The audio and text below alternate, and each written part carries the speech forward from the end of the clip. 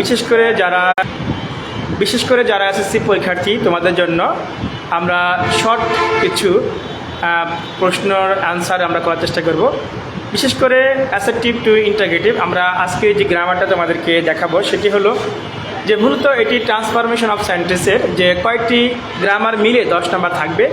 Affirmative two negative, simple complex compound, assertive interrogative, assertive two imperative, assertive two operative, exclamatory, অর্থাৎ এই degree এরকম কয়েকটি grammar মিলে মূলত তোমাদের এই পরীক্ষায় 10 নম্বর থাকবে। তো আজকে আমরা অ্যাসার্টিভ টু ইন্টারগেটিভ এই সেন্টেন্সটা আমরা শিখবো। অর্থাৎ অ্যাসার্টিভ আগে আমরা বলি যে সেন্টেন্স অর্থভেদে সেন্টেন্স 5 প্রকার: assertive sentence, interrogative sentence, imperative sentence, operative sentence, exclamatory sentence.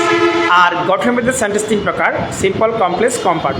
তো আজকে আমরা শিখবো যে অ্যাসার্টিভ টু ইন্টারগেটিভ। অ্যাসার্টিভ সেন্টেন্সটা কি? যেটা বর্ণনামূলক, যেমন আমি যাই, আমি খাই, সে যায়, সে খায়, ধরে, সে পড়ে, এগুলো বর্ণনামূলক বা বিবৃতিমূলক সেন্টেন্স অ্যাসার্টিভ। এখন এই অ্যাসার্টিভ সেন্টেন্সটাকে আমাকে ইন্টারগেটিভ করতে হবে। তো ইন্টারগেটিভ সেন্টেন্সটা কি?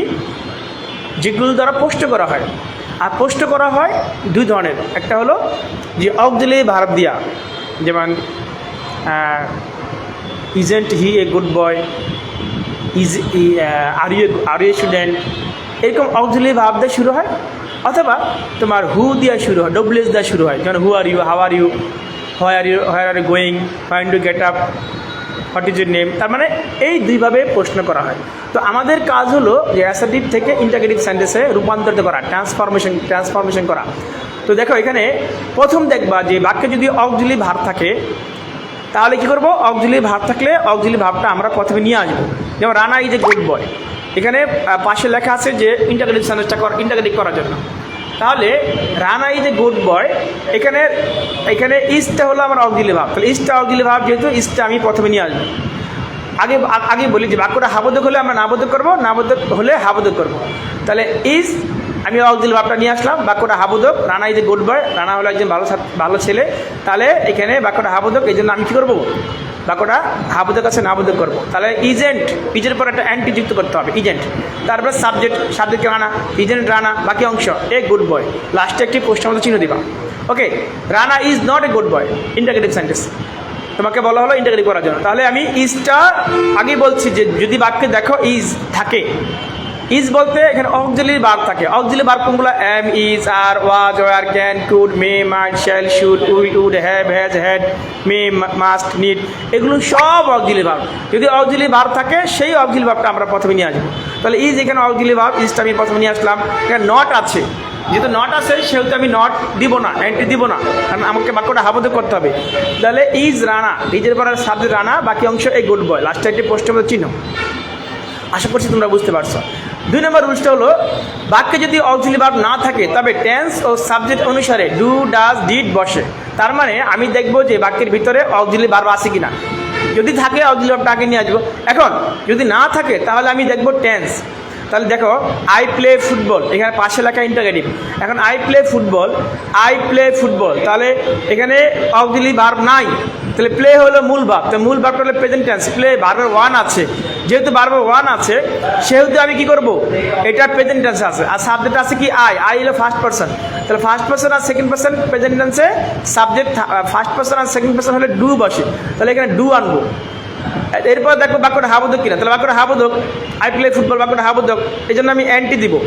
তাহলে ডোন্ট, এরপর সাবজেক্ট আই দিলাম, এরপর বাকি অংশ প্লে ফুটবল, তাহলে ডোন্ট আই প্লে ফুটবল, লাস্টেরটা প্রশ্নবোধক চিহ্ন। হি প্লেস ফুটবল, এখানে দেখো হি প্লেস ফুটবল, পাশে লেখা ইন্টারগেটিভ। তার মানে হি প্লেস ফুটবল, এখানে কিন্তু অক্সিলারি ভার্ব নাই। যেহেতু অক্সিলারি ভার্ব নাই সেহেতু কী করবো? আমি টেন্স দেখবো। তাহলে হি প্লেস ফুটবলটা প্রেজেন্ট ইনডিফিনিট টেন্সে আছে। আর সাবজেক্ট থার্ড পারসন সিঙ্গুলার আছে। সাবজেক্ট থার্ড পারসন সিঙ্গুলার হলে এখানে অক্সিলারি ভার্ব হিসেবে ডাজ আনবো। তারপরে আমি বাক্যটা হাবোধক হলে অ্যান্টি দেবো, তো বাক্যটা হাবোধক অ্যান্টি দিলাম। এরপর সাবজেক্ট হি, তাহলে হি দিলাম। এবার প্লেস আছে, প্লেস কেন হয়েছে? কারণ সাবজেক্ট থার্ড পারসন সিঙ্গুলার দেখি তো প্লেস হয়েছে, ঠিক না? এই জন্য আমি কি দিব না, আর প্লেস দিব না, আমি প্লে দিব। কারণ প্লেসের এই কাজটা ডাজ করে ফেলেছে, কারণ প্রথমে ডাজ আছে, এই জন্য আর এখানে প্লেস হবে না, প্লে হবে। তার লাস্টে ফুটবল, লাস্টে একটা প্রশ্নবোধক চিহ্ন। তার মানে does and he play football. তারপর দেখো I played football, interrogative sentence. এখানে দেখো এখানে অক্সিলারি ভার্ব নাই, তার মানে এখানে ভার্বের টু আছে। এখন আমি টেন্স দেখবো, টেন্সটা হলো ভার্বের টু, মানে পাস্ট ইনডিফিনিট টেন্স আছে। আর সাবজেক্ট আই, এখানে সাবজেক্ট যেটি হোক, আই হোক, সি হোক, হি হোক, বাক্যটি পাস্ট টেন্স হইলে সবার সঙ্গে ডিড। তাহলে আমি প্রথমে ডিড আনলাম, যেহেতু এখানে অক্সিলারি ভার্ব নাই সেহেতু অক্সিলারি ভার্ব হিসেবে আমি ডিড আনলাম, কারণ বাক্যটি পাস্ট টেন্স, প্লেড ভার্বের টু আছে। তাহলে ডিড আনলাম, বাক্যটা হাফ অ্যান্টি দিলাম, এরপর সাবজেক্ট আই দিলাম, এরপরে প্লেট আছে, আমি প্লেট দিব না, আমি প্লে দিব, কারণ এখানে প্লেটে ভার্বের টু এর কাজটা ডিড করে ফেলছে। এই জন্য ডিডেন্ট আই প্লে ফুটবল, বাকি অংশে ফুটবল, তার মানে ডিডেন্ট আই প্লে ফুটবল, লাস্টে একটা প্রশ্নবোধক চিহ্ন দিবা। এবার দেখো রুল নাম্বার 3, এভার থাকলে নেভার, নাথিং থাকলে এনিথিং বসে। Rana never goes to cinema, interrogative, তোকে বলা আছে ইন্টারগেটিভ করার জন্য। এখন নেভার হলো আমার নেগেটিভ সাইন, গোজ হলো এখানে ভার্বের ওয়ান, আর এখানে অক্সিলারি ভার্ব নাই, তাহলে এখানে প্রেজেন্ট টেন্স আছে বাক্যটা, কারণ রানা থার্ড পারসন সিঙ্গুলার, এই জন্য ভার্বের সাথে এস বাই এস হয়েছে। তো যেহেতু এটা present tense, present infinite, subject third person singular, ডাসটা আমি আগে এনেছি, ডাস এখানে ডাজের পরে সাবজেক্ট, বাক্যটা যেহেতু নেভার সেহেতু আমি অ্যান্টি দিব না, ডাস তারপরে সাবজেক্ট রানা, ডাস রানা, তারপরে নেভার থাকলে নেভার বদলে এভার, আর বাকি অংশ গো টু সিনেমা। আর গোস হবে না, গো হবে, কারণ গোসের কাজটা ডাস করে ফেলেছে। ওকে, এরপর দেখো রুল নাম্বার 4, নোবডি নাম থাকলে হু বসে।